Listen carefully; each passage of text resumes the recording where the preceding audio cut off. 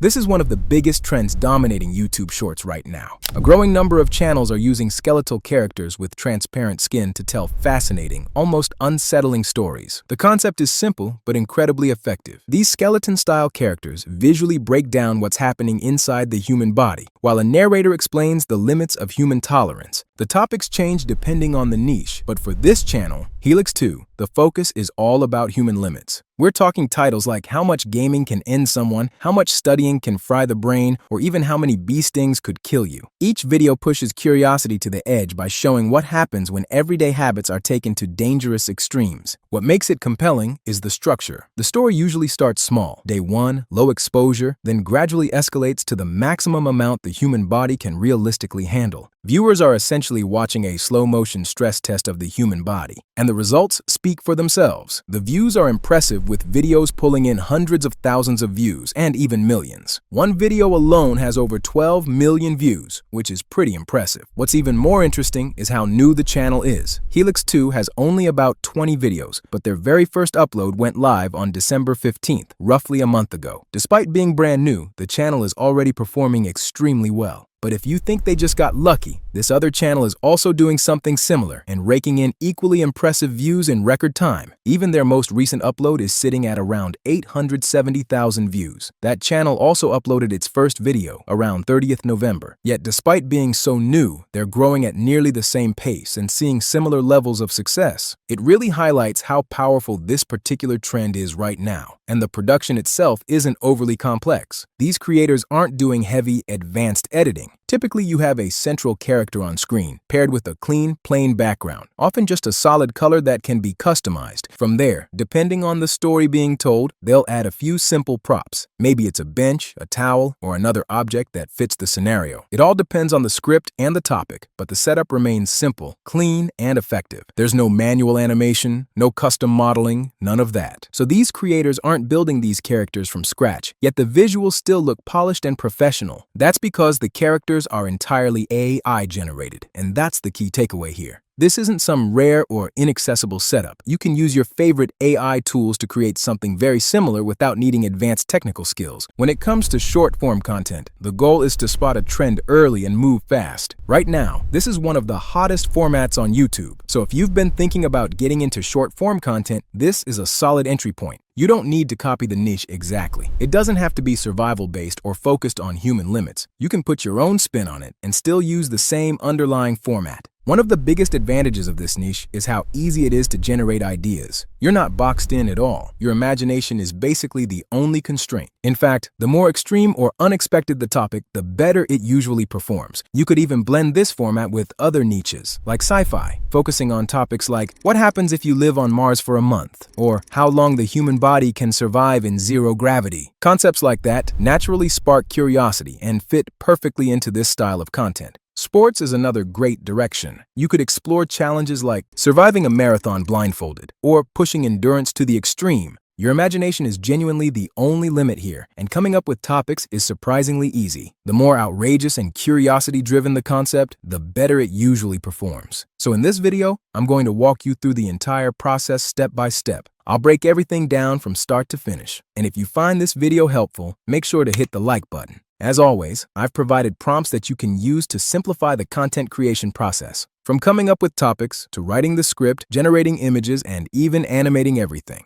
You can find them inside my Discord and Skool community, both of which are completely free to join. I'll leave the links in the video description and also in the pinned comment. Now before we jump in, let me show you a quick preview of what you'll be able to create by the end of this video. How long can you survive in freezing water? 30 seconds. The moment your skin hits the icy water, it feels like 1,000 tiny knives slicing through every nerve.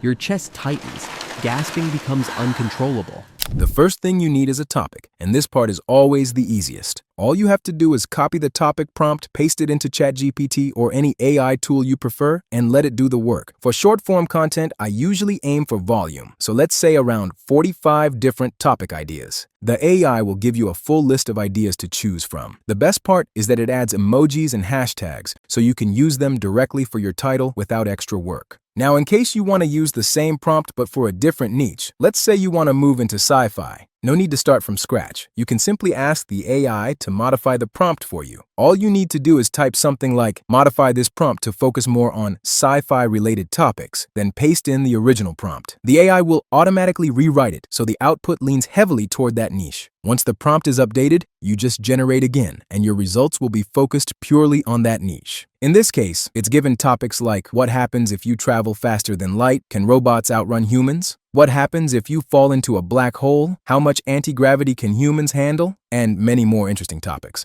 The same approach works for any niche. For something like sports, just tell the AI to adjust the prompt towards sports topics and you get related topics. But once you've locked in a topic, the next step is the script. Go back to the prompt list and copy the script prompt. Then head back to your AI tool and paste it in. From there, you simply plug in the topic you chose. In this example, I'll just use this topic about survival in freezing water. The AI will generate a short-form script almost instantly. As you can see, it's created a pretty solid script, around 290 words, which is perfectly fine for this style of content. That said, this is where I strongly recommend adding your own human touch. AI is powerful, but a lot of people are using the same tools. If you publish the script exactly as is, you'll sometimes end up with content that feels similar to what someone else might have created with the same tool. So go through the script carefully, add your own phrasing, remove anything that feels unnecessary, and inject your personality into it. These small tweaks make a big difference and help your audience connect more with your content. Once that's done, you can move on to the next step, which is creating the voiceover.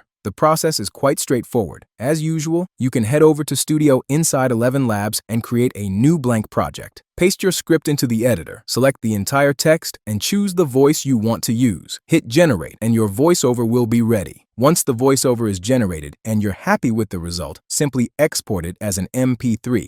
Now that the voiceover is ready, the next step is creating the images, which will then be given to the video generator to animate them. Head back to the prompt document and copy the image prompt. Then paste it into ChatGPT or whichever AI tool you're using. Once that's done, scroll to the bottom of the prompt. This part is important. You'll need to add your full script here. The AI will automatically start generating everything for you. What's really useful here is that it doesn't just give you image prompts. It generates both image prompts and video prompts at the same time. You'll use the image prompts to create your visuals and the video prompts later to guide the animation process. That said, these prompts won't always be perfect. AI gets you about 80 to 90% of the way there, so you may need to tweak or refine some prompts depending on the results you get. If you look at the output, you'll notice that for each scene, the AI provides multiple prompts. So for each action, every beat of the story, it gives you both the still image description and the animation direction. For this 5-minute scene, you'll notice multiple prompts featuring the character and the specific changes happening in the body. The first prompt provides a detailed description of the character, along with the environment and overall look. So it's the one that you'll be using as your reference character to keep everything consistent across the rest of the images. As for the tool that you use for the image generation, I personally recommend Google's Nano Banana Pro. It usually delivers much higher quality results and nails consistency easily. But if you don't have that, the results from Whisk isn't bad. So what I'll do is copy the first image prompt and paste it directly into Whisk. Before generating, make sure the aspect ratio is set to portrait since we're creating short-form content. Once that's set, you can start the generation process. Now, in this example, the first result is showing a bit too much. Things like brain activity, lungs, and other symbolic overlays that we don't actually need yet. If that happens, don't worry. You can simply remove those elements from the prompt and regenerate the image. After adjusting the prompt, you'll get something cleaner. Take your time with this step so that you get the exact image that you want. It's the one that will be used throughout the video. Once you have a character you're happy with, it becomes a template for the rest of your images. Let's say you decide to go with this particular character. You can set it as your reference for all the other images. Then paste the next prompt and you'll see the same character but with added elements. Repeat this with every other prompt. Copy, paste, and generate. For example, the brain activity scene follows the same process. Using this method, you can generate all the images you need while maintaining a consistent character design. As I mentioned before, Nano Banana Pro generally gives some of the best results. Take a look at the options it's generated. I personally like these results, so I'll be using them for the demonstration. Now, once all your images are ready, the next step is animation. You can use any video generator you like, but I'll be using Google's Veo 3. Create a new project and make sure you select the quality option for the best level output. Switch to frames, and you'll be given the option to upload the start and end frames. In this case, I want the first frame to show the character standing beside the tub. Then, the end frame shows the character fully seated inside the tub. So I'm going to select this image and set it as the first frame. If you're prompted for aspect ratio, make sure to choose portrait since we're creating a portrait-style video. Once that's set, save the frame. Then repeat the process for the end frame and repeat the same step with the aspect ratio. Now it's time to handle the video prompts. You can use the prompts provided for this scene, or for something simple like this, type a sentence. In this case, I'm just adding this and check out the result.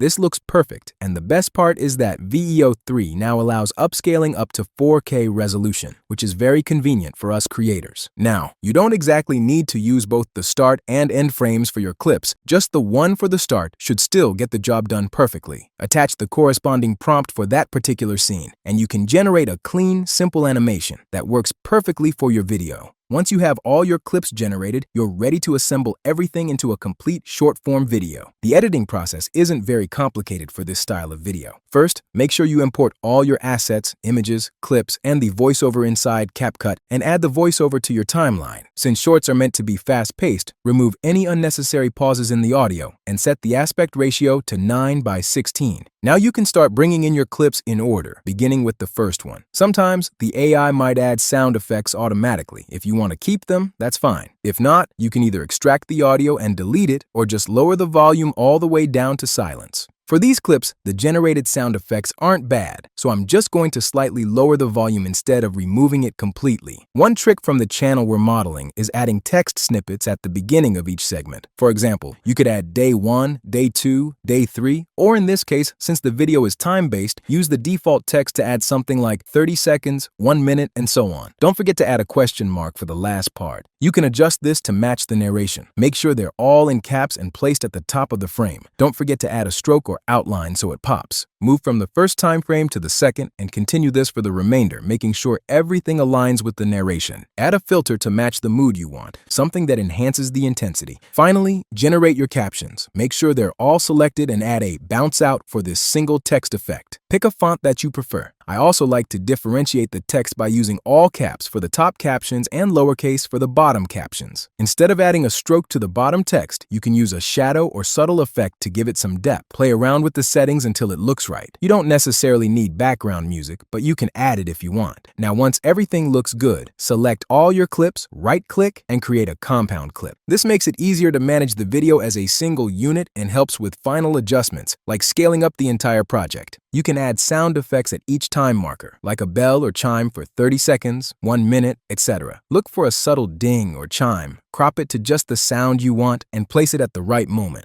Since our clips already include sound effects, there's no need to add any additional ones for other parts of the video. Now you can export your video at your preferred resolution, and that's it. Your video is ready to publish. This niche is trending now, but if you want to check out other short-form niches before you decide on the direction to go, check out this playlist on your screen. Anyway, thank you, and see you in the next one.